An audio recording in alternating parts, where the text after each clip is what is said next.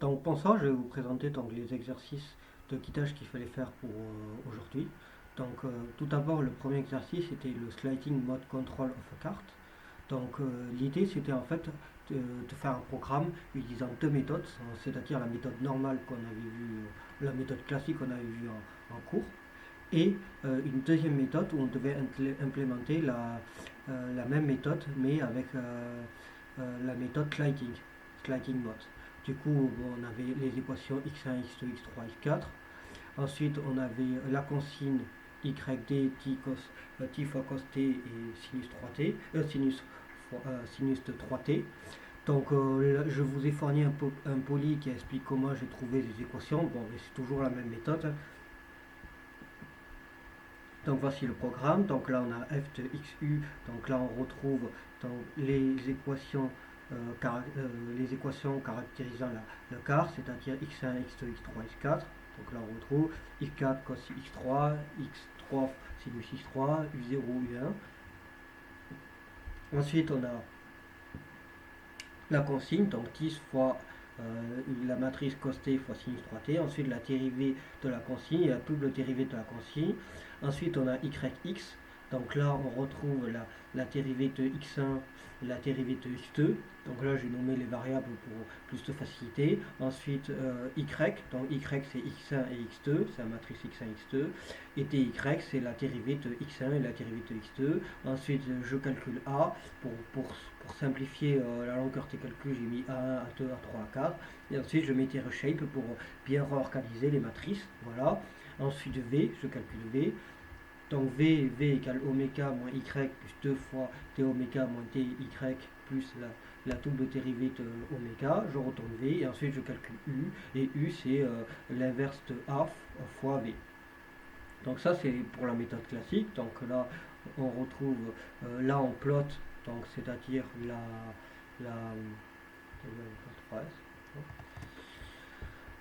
on plotte on plotte pardon, on plotte donc la courbe de l'Isajou. Donc là on dessine la voiture en rouge, là on dessine la voiture en bleu. Donc ça c'est pour la méthode sliding, S pour sliding, ça c'est la méthode normale. Donc dans la méthode donc on appelle la consigne qui ne change pas dans aucun cas. Donc dans la méthode normale, ben, c'est les définitions que je vous ai expliquées plus haut. Donc AY, YX, et là c'est du U. Et ensuite la méthode sliding. Donc la méthode sliding, donc on reprend bien sûr Y qui ne change pas, à part qu'on aura XS du coup.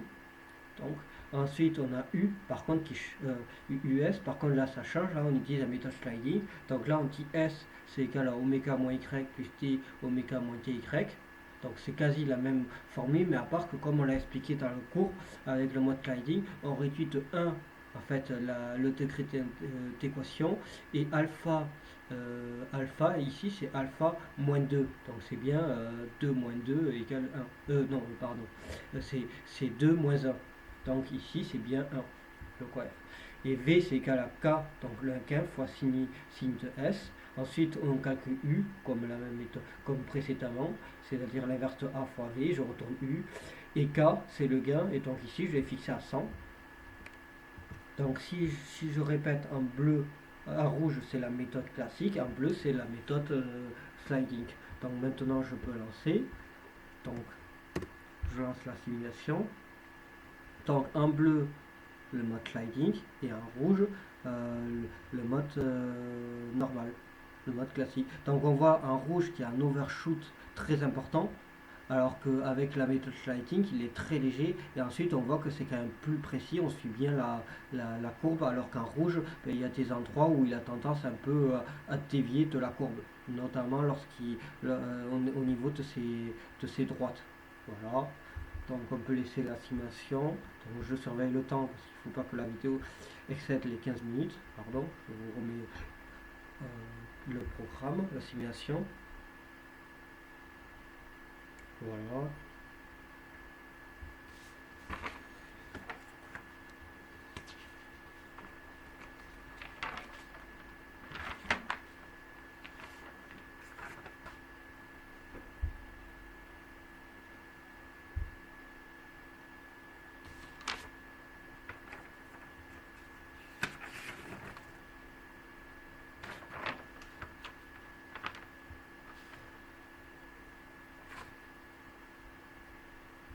c'est un peu long. Hein. Bon, on va fermer parce que là, vous avez vu que ça marchait. Hein. On va pas non plus le laisser 2 heures. C'est vrai que pourtant, j'avais mis un orange 20, mais bon, après, c'est vrai que j'ai mis un TT de 0,02. Donc, bon, le temps que ça ferme, je vais vous présenter le sujet pour l'exo 9.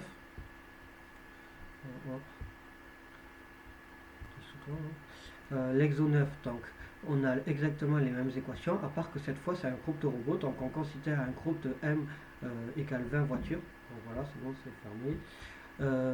Ensuite, la différence, c'est qu'on change la consigne. La consigne est quasi la même, à part qu'on a A qui vaut 0,1. Et ensuite, on prend en compte M qui est le nombre de voitures. Et donc, dans le premier programme, ben, du coup, on dessine un cercle. Donc, à la question 9, donc, il faut que je commente ce qui correspond à la question 2. Donc, je commande ça et je te commande et ben, je te commande ça et ça. Donc là, on retrouve ben, les mêmes méthodes. Donc ça, je peux le supprimer. Ça, c'était un test. Oui, ça, c'était un test au départ que je l'avais fait. Donc ça, on peut supprimer. Voilà. Donc on retrouve f, donc la fonction f, toujours pareil. Ça aussi, je peux supprimer parce que ça n'a plus rien à voir. Oméga, donc ça c'est la consigne R fois ben, en fait ce que j'ai cité là, la consigne W, la consigne T, la dérivée de W, la double dérivée de W. Voilà, ensuite Y ne change pas, V ne change pas et U ne change pas, donc c'est toujours le même principe. Ensuite, dans le programme, donc on a delta. Et oui, parce qu'en fait, ça varie en fonction de chaque voiture. Donc je calcule delta en disant que c'est 2pi fois i divisé par m. M est le nombre de voitures et i variante ben, A, I, A, M. Donc pour la voiture 1, ça donne ça. Pour la voiture 2, voilà, etc. Chaque voiture est égalée de 2pi en fait. 2pi M, en fait 2pi I. Voilà. Ensuite, je l'envoie dans la delta pour calculer la consigne correspondant à chaque voiture. Voilà. Ensuite, X, ben, c'est 10 fois ben, random le nombre de voitures. Voilà. Ensuite, j'utilise la méthode pour calculer la nouvelle entrée. Ensuite, je range X. Voilà. Ensuite, je dessine la voiture bleue. J'utilise à nouveau la fonction ER. Et ensuite, je dessine en couleur la voiture. Le cercle partant en magenta et je dessine la consigne, enfin la consigne en noir. Donc ici R, pourquoi j'ai mis R? En fait R c'est un rayon, en fait c'était pour qu'on voie plus correctement, donc chaque fois j'ai mis R et en fait je mets un rayon de, j'augmente, je multiplie par 10 pour que ce soit plus grand, même si dans l'exo c'était pas multiplié par 10 mais je l'ai légèrement modifié. Donc je vérifie le temps, donc on est à 8 minutes, donc je pense qu'on aura le temps en 15 minutes. C'était alors TT2, Est à Bretagne, guidage, TT3, Exo 9, CTRL C, CTRL V,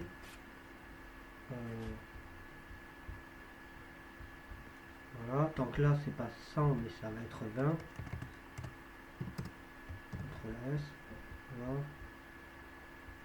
TT, bon, on peut laisser un TT 205.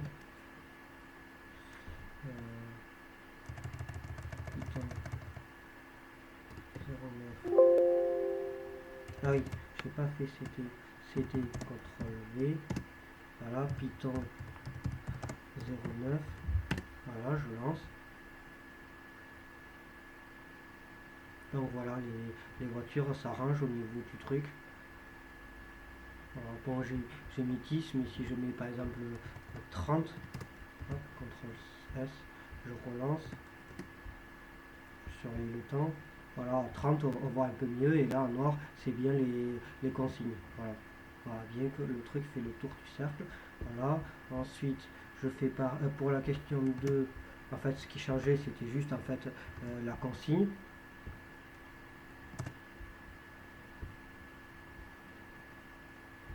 Ça sert plus à rien de le montrer. R égale 1. Donc la consigne, ben, en fait c'était juste la consigne, donc on prenait la consigne précédente, c'était TC, et je calcule R, et ensuite je calcule W, T, W, T, W, et la double dérivée qui est là. Et ça a été démontré dans le bouillon, en fait, ces formules. Donc, voilà. Bon, dommage, ça a dézonné. Je lance. Voilà, et là, en fait, on voit que les consignes se mettent, et là, on voit qu'au fur et à mesure, en fait, ça change de forme. Un coup, ça devient un cercle. Ah oui, c'est pour ça que j'avais mis 100. CTRL plus, parce qu'ici, on ne voyait pas assez.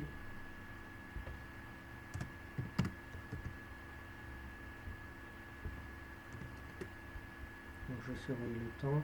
Ah, c'est bon. Et là, là, on voit que donc, les voitures se mettent, et ça change au fil du temps. Alors, un coup c'est un cercle, un coup ça devient une ellipse, voilà, et qui tourne sur elle-même, voilà. Bon. Voilà, bon, ben, je vous ai présenté l'exo 9, il ne reste plus que l'exo 10, et donc je vais faire sur une autre vidéo pour être sûr qu'elle ne dépasse pas le temps limite pour le poster sur YouTube. Merci de m'avoir écouté.